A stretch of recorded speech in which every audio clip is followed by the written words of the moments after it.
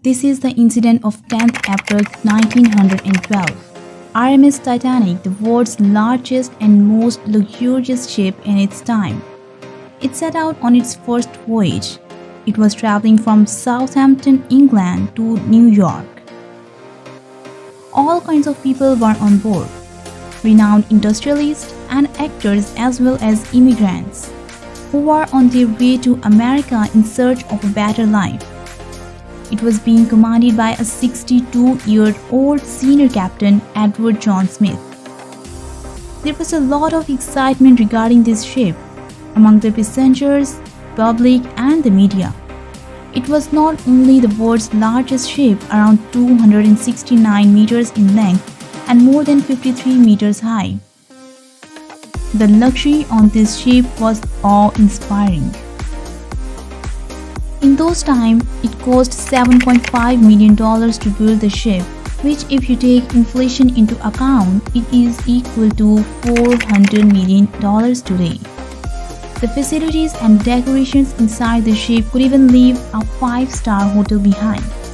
Stained glass mirrors, ornate wood paneling, 2 grand staircases, a heated swimming pool, a Turkish bath, an electric bath, a gym, a squash camp, 4 restaurants, 2 barbershops, and a library as well. Moreover, the kind of safety features that were used to build the Titanic made it believed to be unsinkable. It was a ship that could never sink. It was that safe. The vice president of the company was so confident regarding that, he had come out in front of the public and said that this ship was unsinkable. But 2 days later, after setting out on its first voyage, on 12th April 1912, Titanic began to get its first ice warnings. The Atlantic Ocean that Titanic was crossing in order to get to America was replete with ice. There were mountains of ice, the icebergs, that were a danger to this ship.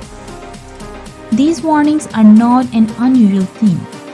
The ship that sailed the ocean often communicates through radio and signal the nearby ships about ice being present in their vicinity and seek caution in their path. After getting these warnings, the Titanic changed its route twice to avoid danger, but it did not reduce its speed. It continued its journey towards its destination at a speed of 21.5 knots, which is equal to 40 kilometers per hour. 2 days later, on 14th April 1912, there were 7 more ice warnings, but Captain Smith and his crew ignored these warnings. They did not slow the speed of the Titanic. Slowly the day draws to a close, the sun sets and the temperature sinks. The notable thing about the night of 14th April was that the moon was not visible. Without the moon, there was no moonlight and the visibility was low on this night. There was a crow's nest on this ship, a small platform at a height which could be called as a lookout point. Someone is made to sit atop so that they can keep watch on the track of the ship to look out for traffic or obstructions. The person sitting here has to face very low temperature. The cold winds were blowing at a very fast pace, moreover it was nighttime. The cold winds made the ice stir up, which makes it difficult to see. At 11:39 p.m., a man named Frederick Fleet was atop the crow's nest.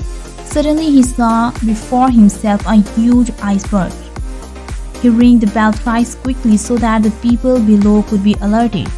Then picked up the phone and called the officers on the bridge. He screams that there was an iceberg in front of them and that the ship would be steered immediately. First Officer William heard this message and signaled the engine room that the ship should be steered in the left direction. But unfortunately, it was too late. Just 1 minute later, at 11:40 p.m., the ship crashed into the iceberg. This iceberg was not a small one. It was 200 by 400 feet in length, as big as a football field. and was so high that it was matching the crow's nest in height. Scientists estimate that the iceberg weighed as much as 1.5 million tons. Titanic's front right side collided with the iceberg, specifically near the bow. For around 10 seconds, the ship grazed against the iceberg and a huge dent was formed. Due to these small holes formed in the main body of the ship, you might wonder how that is possible. How can a piece of ice tear through the metal? If you use the ice in your fridge, then yes, it won't cut through metal. But keep in mind the weight of the mountain of ice. It was true that even wood cannot cut through metal. But even then, your metal car can crash into a tree and get deformed completely. Similarly, since the iceberg was so big and heavy, it caused massive damage to Titanic. A few seconds after collision, the ship's Captain Smith and architect Thomas Andrews arrived at the site to see how much damage had the ship incurred due to the impact. When they saw, they realized that the ship would sink. They were completely shocked upon seeing this. They thought that this ship was unsinkable. At the beginning of the video, I'd mentioned that this ship was considered unsinkable, owing to impressive safety features. There were two main safety features which led to this belief. First, this ship had a double bottom hull.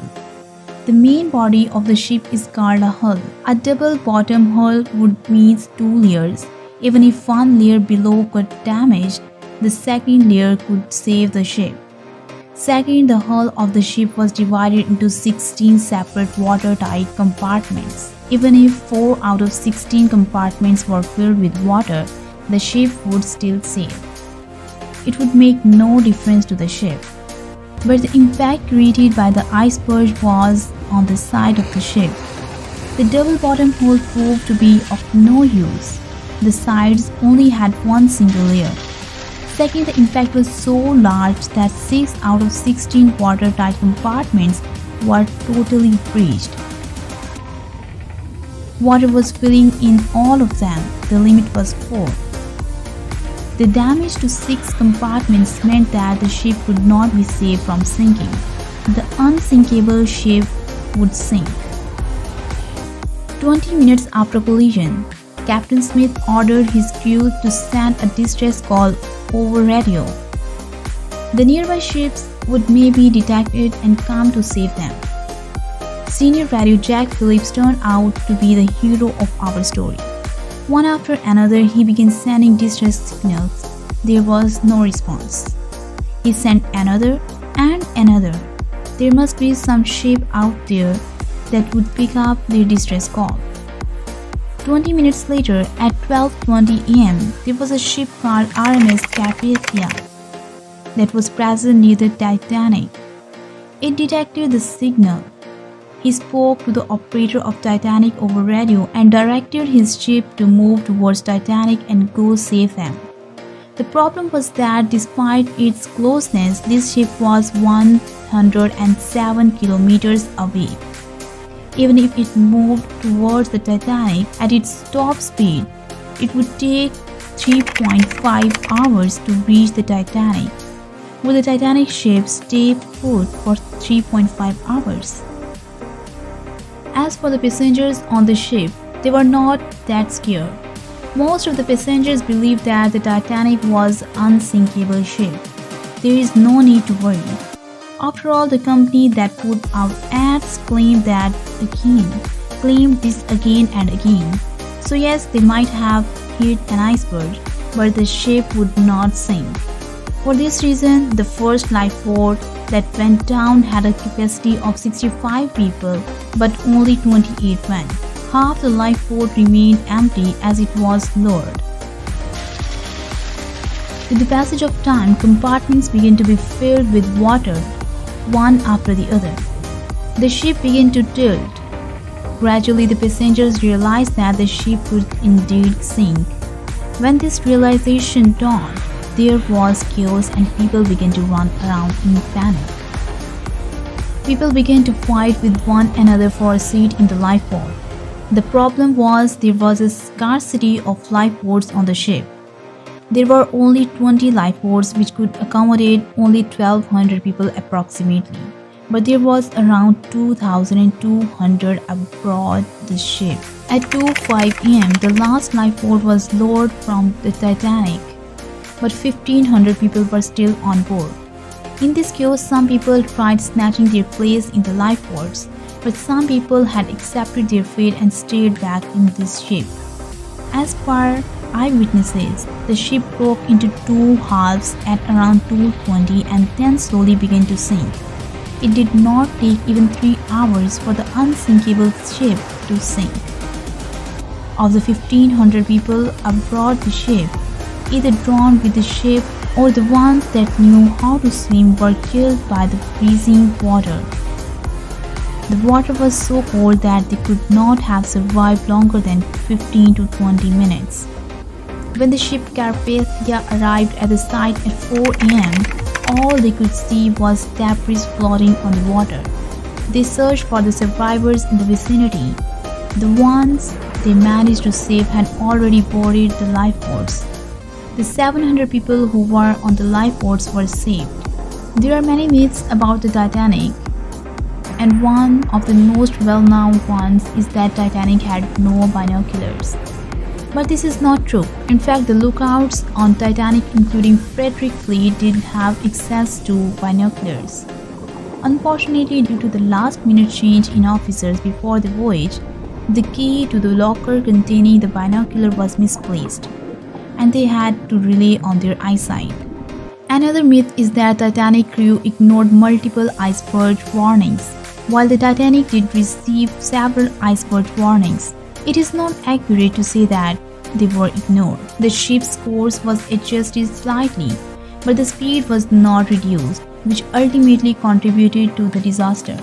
The tale of Titanic is not just about a shipwreck. It is a story that teaches us about the consequences of hubris and the importance of safety. Even today, more than a century later, Titanic's legacy endures, reminding us the fragility of humans against the vast forces of nature.